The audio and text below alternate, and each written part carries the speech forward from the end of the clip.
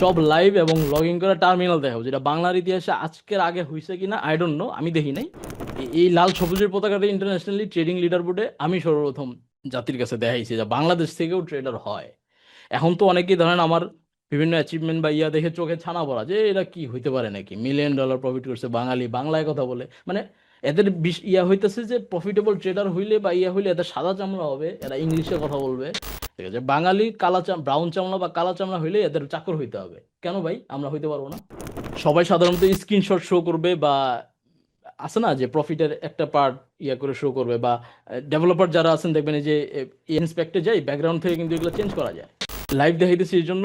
আর আমি যদি এটা ভিডিও আকার একটার পর একটা দেখাইতাম, তো ওই প্রশ্নটা থেকে যেত যে ভাই আসলে কারা বিশ্বাস করবো। হয়, এটা হয় এমন না, আপনাদের যে ডাউটটা যে এটা আমি রং বা ইয়ে বলতেছি, না এরকম না, এটাই হইতেছে সোশ্যাল মিডিয়াতে সাধারণত।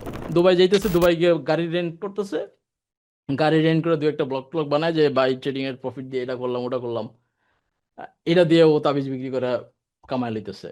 এত পরিমাণ কামাই নিতেছে যে পরের স্টেপে যখন ওই ভিডিও ভাইরাল হবে যে ওটা রেন্টেড ছিল, ততক্ষণে আবার ওই টাকা হয়ে গেছে যে ও এখন রিয়েল কিনতে পারবে, তখন আবার আরেক ব্লগ বানাবে যে ভাই আমার ওই ভিডিও নিয়ে এত তুলপার, এ দেখেন আজকে লাইভ আপনাদের সামনে গাড়ি কিনবো।